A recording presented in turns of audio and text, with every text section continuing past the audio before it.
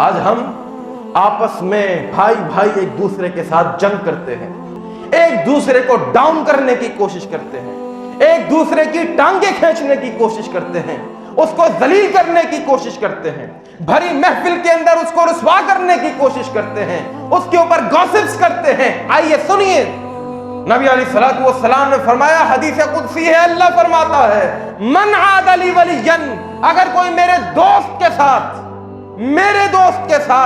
میرے ولی کے ساتھ دشمنی کرتا ہے، آپ کو پتہ ہے جس کو آپ ذلیل کرتے ہیں ہو سکتا ہے وہ اللہ کا دوست ہو، جس کی آپ ٹانگیں کھینچتے ہیں ہو سکتا ہے کہ وہ اللہ کا مقرب ہو، جس کو آپ محفل کے اندر رسوا کرتے ہیں، ذلیل کرتے ہیں، اس کو گالیاں دیتے ہیں، اس کو تھپڑ مارتے ہیں، ہو سکتا ہے کہ وہ اللہ کا قریبی ہو، وہ اللہ مقرب ہو، اللہ اس کو چاہتا ہو۔ آئیے حدیث کے الفاظ، فقد آذنتہ بالحرب، میں اس کے ساتھ اعلان جنگ کرتا ہوں۔ آج اگر پاکستان کا کوئی حاکم وقت کسی کے ساتھ جنگ کا اعلان کر دے، سارے ہاتھ کھڑے کر لیں گے، سب ہاتھ کھڑا کر لیں گے۔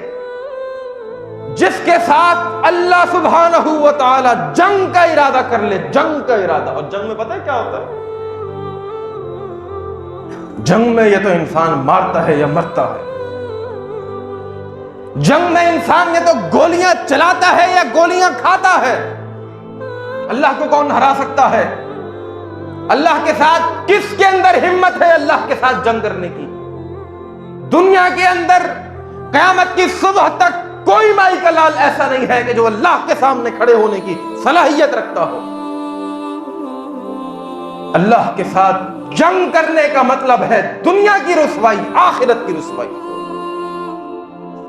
من عاد لی ولیا فقد آذنتہ بالحرب، میں اس کے ساتھ اعلان جنگ کرتا ہوں۔